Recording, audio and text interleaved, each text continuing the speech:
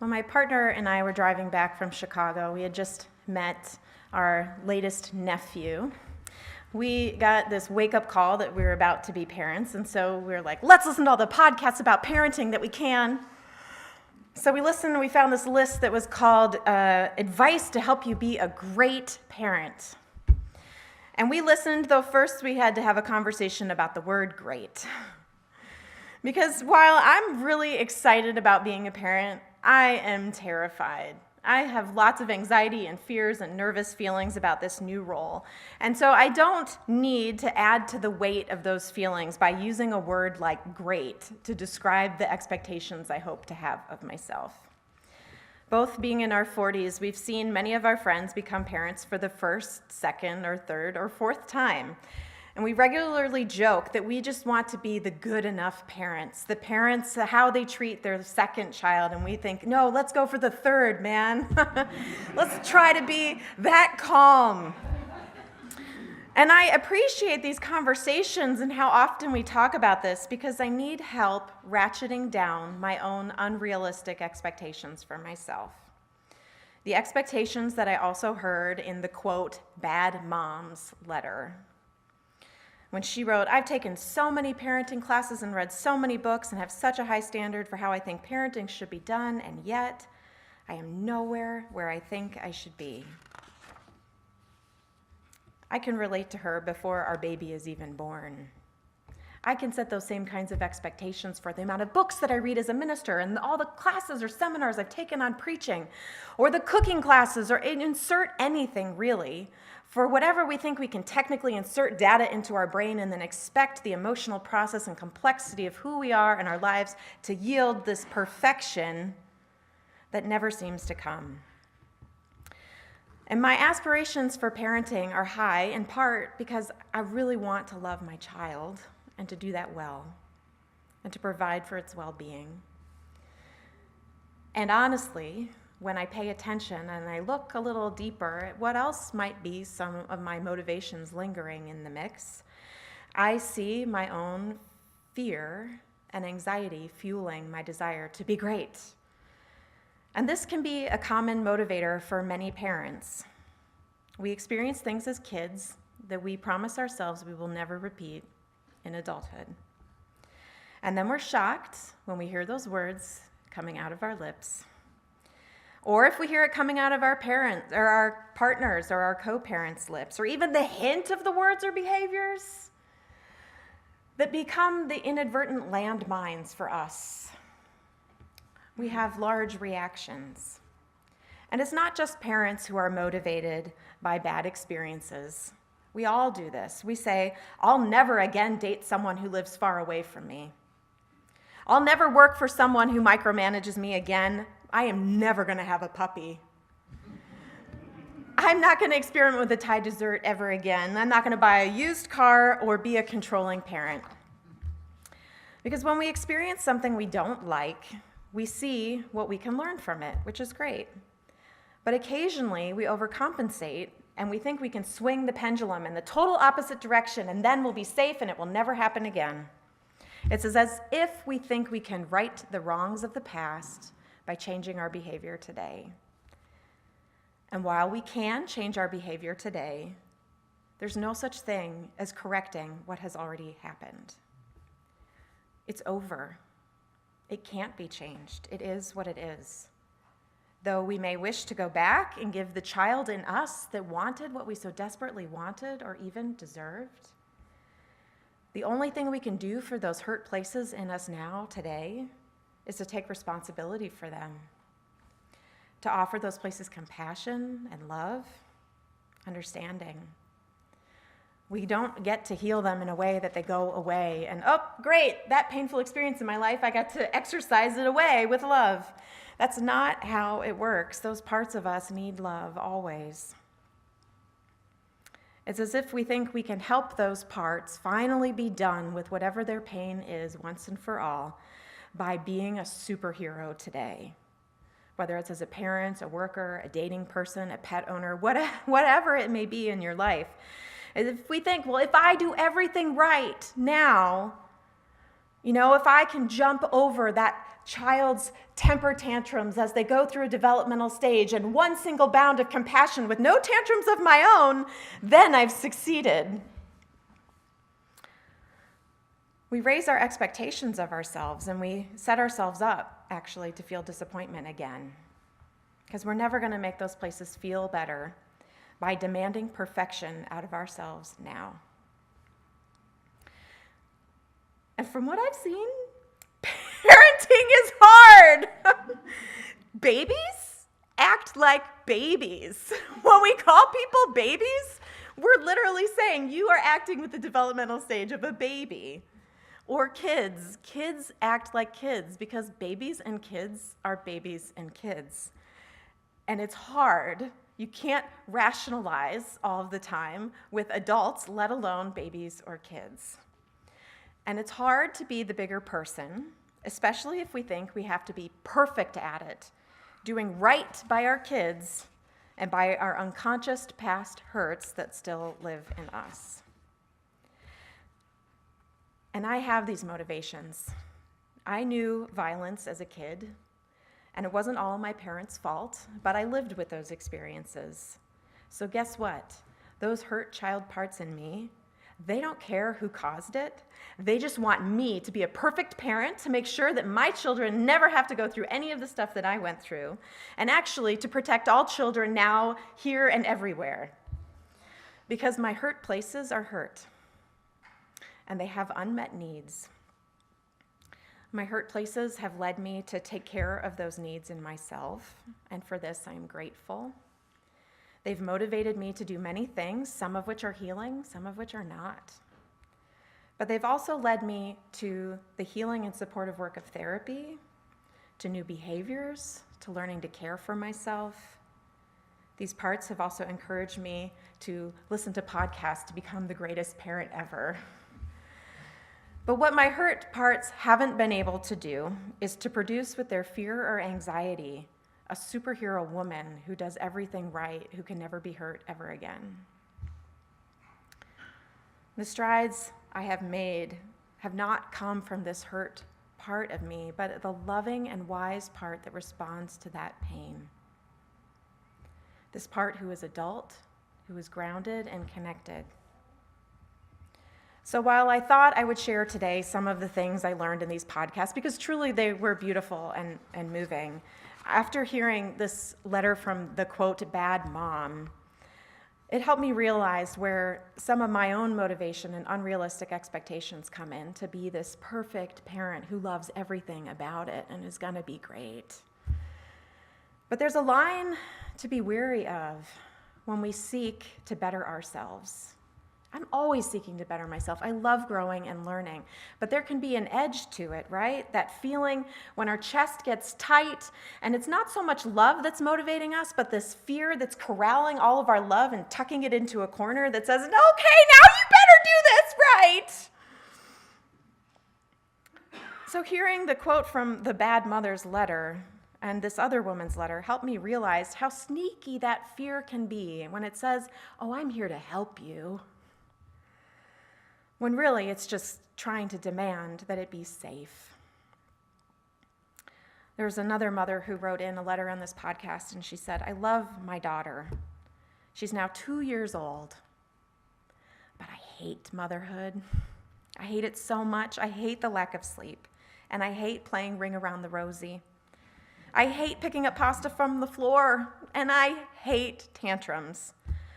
I do my best. I play with her as much as I can. I cuddle with her as much as I can because I love her, even though I hate mothering. I don't find innate joy in motherhood. I feel guilty about it all the time. I feel like I'm not doing enough for my daughter, and I feel like I'm letting her down. I feel so tired. I don't know what I'm doing half the time. I relish the weekends she's away with her father, and I feel guilty about that. I love her when she's sleeping. That's when I love her the most. As I listen to this, I think, well, who likes tantrums? Who likes playing the same game over and over again?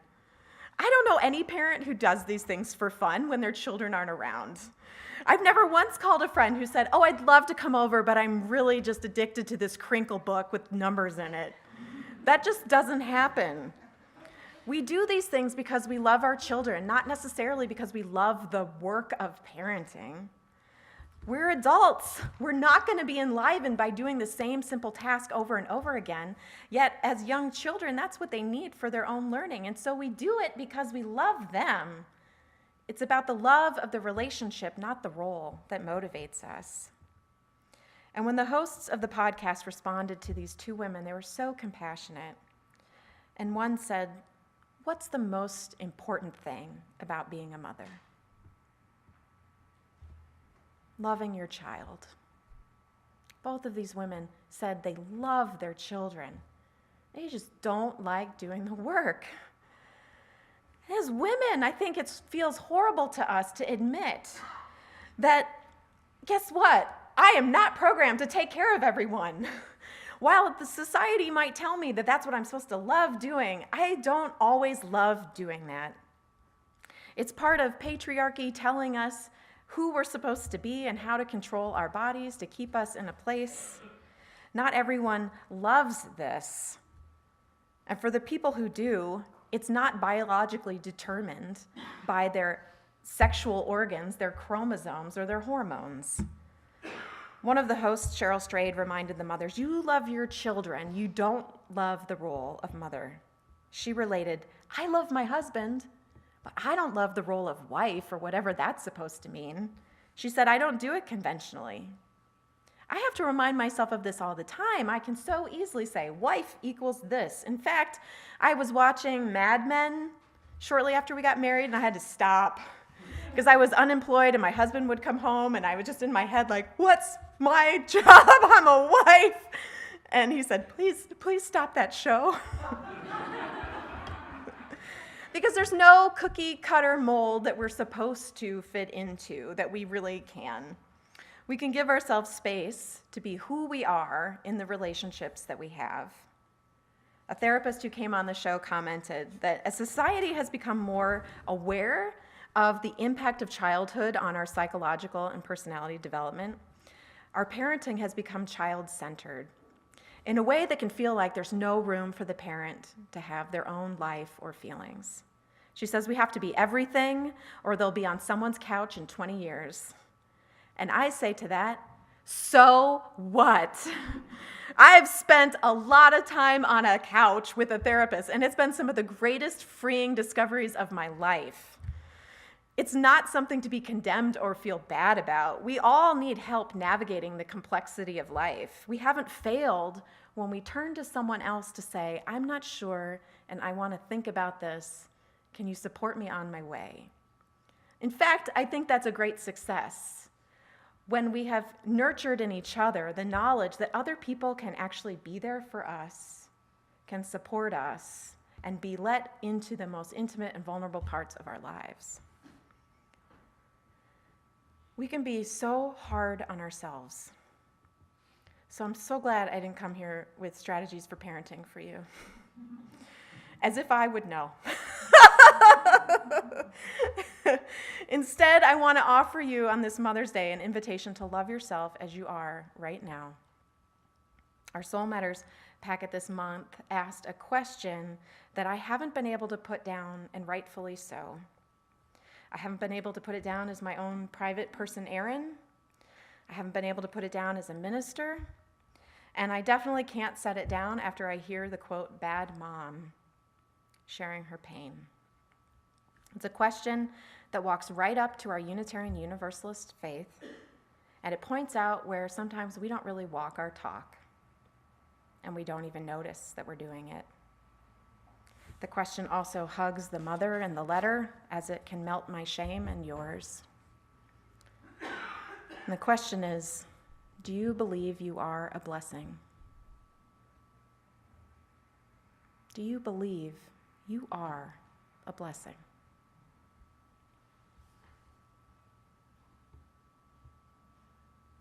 In the packet, they say, we talk a lot about giving and receiving blessings, but it's another thing entirely to believe that we ourselves are a blessing.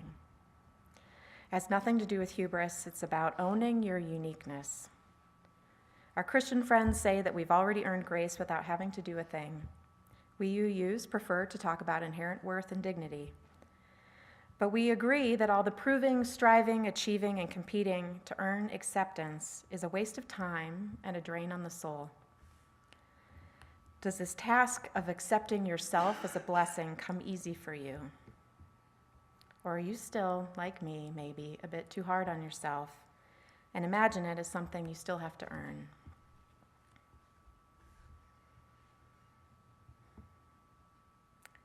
I'm not sure there were other questions in that packet. That was the only one that I could see as our group met, because it speaks to and points out my own self-critic. And one of her favorite things is to remind me of my shortcomings, of places where I fall short of my expectations. And she really likes to tell me, hey, Erin, look, you did it again. You have a great ability to be late. She says, why couldn't you just be in the Soul Matters room 5 minutes before everybody else? They would feel so much better if you were there. Well, I wasn't. I walked in maybe a minute or two late. Because I was out, as people were gathering for dinner, I was out talking to John McAllister, a member of our church who had recently gone to the city council meeting with some of our kids who are involved in an environmental group called I Matters. And I asked John how the meeting went because I wanted to be there, but I couldn't be, because I wanted to know. I see a fire lit in him that is passionate and caring and committed, and I wanted to know that I see it and that I admire it, that I encourage it. I wasn't early because this is one of the ways that I show love to others, to see them and to ask about their lives and to make the space to care. I care more about that than being on time, which means I'm late a lot. But it's an entirely different way to think about my struggle with time. Instead of telling myself that I'm flaky or irresponsible or disorganized, which my critic believes is the truth, I can notice that there is care and love motivating my actions. There's a quote in the packet that helped me see this.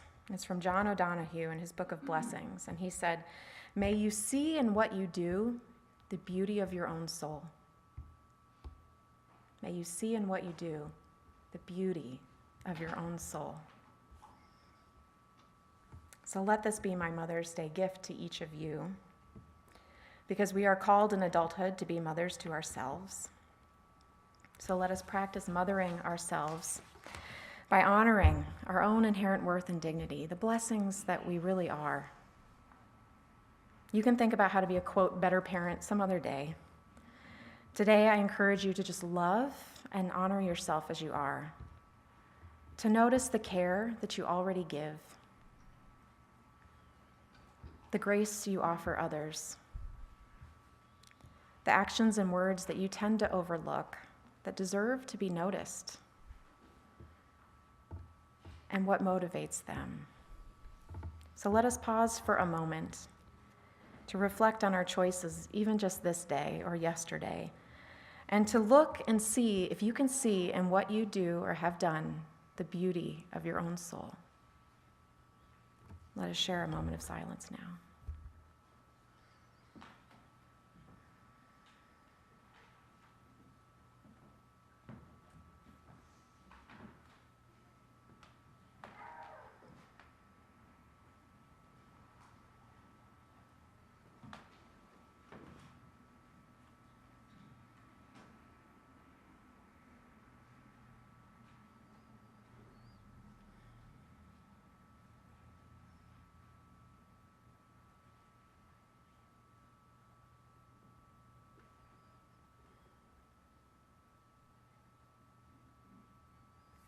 Blessed be, and amen.